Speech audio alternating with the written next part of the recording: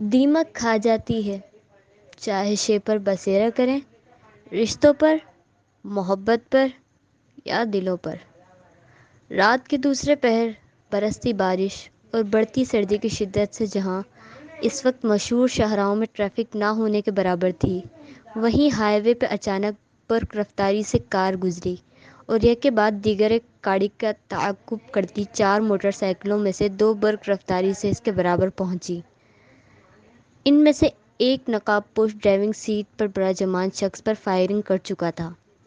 گاڑی بری طرح بے قابو ہوئی، پر ڈرائیونگ کرتا شخص بازو پہ لگی گولی کا بمشکل درد برداشت کرتے حواس کے ساتھ گاڑی بھی قابو کر چکا تھا۔ اگلے فائر کا نشانہ چھوٹ گیا، مگر گاڑی رک چکی تھی۔ موٹر سائیکل سوار ایک دوسرے کی جانب دیکھتے ٹارگٹ پورا ہونے پر مکروہ ہنسی ہنسے۔ اب ان میں سے ایک دراز قد نقاب پوش آگے بڑھتا، گاڑی سے اس زخمی شخص کو نکالتے بے دردی سے سرد ہوتی زمین پر پھینک چکا تھا۔ فرنٹ سیٹ پہ موجود دوسرے شخص نے حرکت کرنا چاہی، مگر اپنی کنپٹی پہ دوسرے نقاب پوش کی بندوق محسوس کرتا وہ وہیں ساکت رہا۔ گاڑی میں موجود 2 خواتین سکتے کی کیفیت میں سب سمجھنے کی کوشش میں تھیں۔ تم نے مجھے دھوکہ دے کر اپنی عبرتناک موت کو خود دعوت دی ہے جہاں-زیب پاشا، تمہاری یہ موت تمہاری 7 نسلیں عبرت کے نشان کے طور پر یاد رکھیں گی۔ پہلا نقاب پوش زخمی سسکتے آدمی کو بالوں سے پکڑتا نفرت سے بولا، مجھے معاف کر، یقین جانو میں نے کسی کو کچھ نہیں بتایا۔ وہ زخمی وجود تکلیف کی انتہا پہ اپنی زندگی کی بھیک اس فرعون سے مانگ رہا تھا جس میں انسانیت نام کی کوئی چیز باقی نہیں تھی۔ عباس علمی نے اس شخص کو بالوں سے چھوڑتے زمین پہ پھینکتے پوری صفاقی کے ساتھ اس شخص کے سینے پہ پاؤں مارا۔ وہ شخص بری طرح تڑپ اٹھا۔ اب وہ فرعون سا ظالم شخص قہقہ لگاتا ہنسا تھا۔ عباس علمیر ایک بار ہی غلطی کرتا ہے، اگلی بار صرف انجام تک پہنچاتا ہے، کہتے وہ اس بے جان ہوتے وجود کو پاؤں کی ٹھوکر میں لے چکا تھا۔ بجلی ایک دم کڑکی تھی جو بارش سے نکلتی لڑکی کے دل کو بھی کپکپانے پہ مجبور کر گئی۔ اندھیرے میں چھپے منظر ایک دم بجلی کی روشنی سے واضح ہوئے۔ تیز ہوتی دھڑکن کے ساتھ لڑکی کی نظر سیدھا اس شخص کے شوز پہ گئی جن پہ سرخ نشان واضح تھے، لیکن وہ اس شخص کے سینے پر ایک پاؤں رکھے یوں کھڑا تھا جیسے قدموں میں کوئی لاش نہیں، حقیر چیز پڑی ہے۔ اس شخص پہ پڑتی پہلی نظر سے کوئی بھی اس کی اکڑ، تکبر، غرور اور صفاقی کا گواہ بن سکتا تھا۔ اگلے پل اس شخص کی نظر اس لڑکی پر پڑی تھی۔ اس لڑکی میں نہ جانے ایسا کیا تھا کہ سامنے کھڑے مغرور شخص کی حرکت کے ساتھ دھڑکن بھی تمہیں اب صفاق شخص کے چہرے کے تاثرات بھی برفیلے ہونے کے ساتھ ناقابل یقین حد تک بدلے۔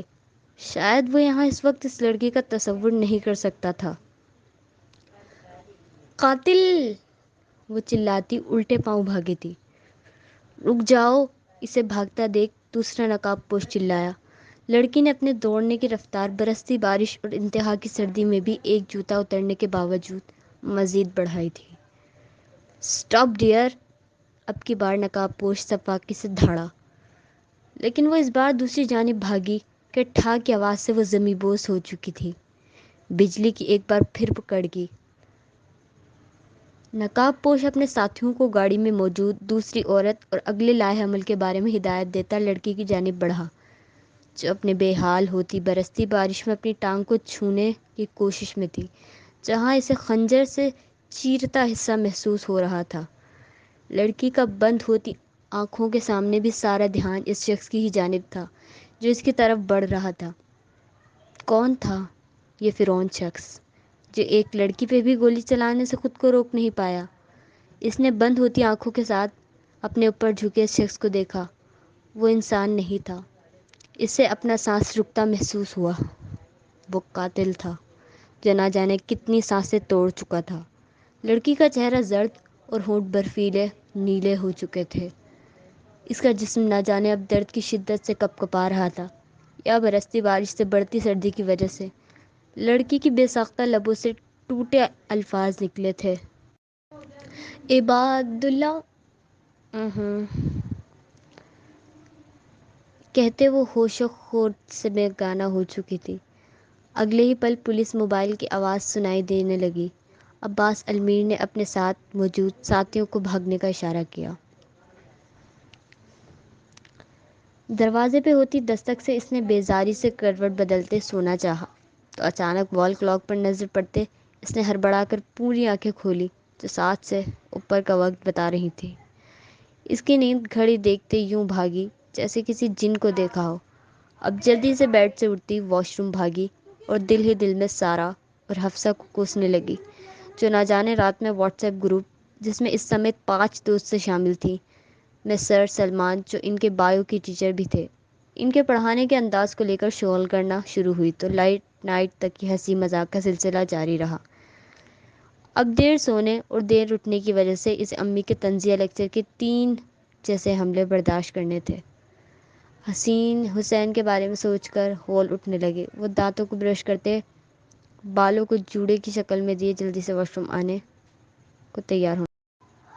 کالج کے لیے نکلنے میں ابھی 50 منٹ باقی تھے لیکن آج کے خاص دن کے حساب سے اسے یہ تیاری کے لیے وقت بہت کم لگا۔ یہ شکر تھا وہ رات میں بال اسٹریٹ کر کے سوئی تھی ورنہ 20 منٹ تو کہیں نہ جاتے۔ تیاری مکمل کرتے اب وہ ہونٹوں پہ لائٹ سرخ لپسٹک کا ٹچ دیتے نیچے بھاگی۔ جانتی تھی اب تک حسین آ چکا ہوگا اور آج اس نے یقیناً انتظار کی کوفت بھی اٹھائی ہوگی۔ وہ نیچے آتی میز پر پڑے پراٹھے اور آملیٹ کے نوالے لینے لگی۔ آج یونیفارم میں نہیں جا رہی؟ اس کی ماں نے اس کے کلر کے کپڑوں میں ملبوس دیکھ کر استفسار کیا۔ سونیا کا ہاتھ کھانے سے رکا۔ اب کچن سے آتی ماں کو دیکھنے لگی جو ہاتھ میں چائے تھامے اس کی جانب آ رہی تھی اور ساتھ حسین جو اس سے 8 سال بڑا تایا جات تھا۔ آفس اور اس کے کالج کا ایک رستہ ہونے کی وجہ سے اسے اکثر ڈراپ بھی کرتا تھا۔ حسین سونیا کو بڑے نوالے کھاتا دیکھ کے مسکرایا۔ وہ اچھے سے جانتا تھا میڈم جب لیٹ اٹھتی تھی تو یوں ہی بڑے بڑے نوالے لیتے ناشتہ کرنے میں مشغول ہوتی، لیکن مجال تھی جو گھر سے بھوکے ایک قدم بھی باہر نکالے۔ کچھ پوچھا ہے تم سے؟ سحر بیگم نے اسے بنا بات کا جواب دیے کھانے میں مشغول دیکھ دوبارہ پوچھا۔ امی میں بہت لیٹ ہو چکی ہوں، آگے سب بتاؤں گی، چلیں حسین بھائی۔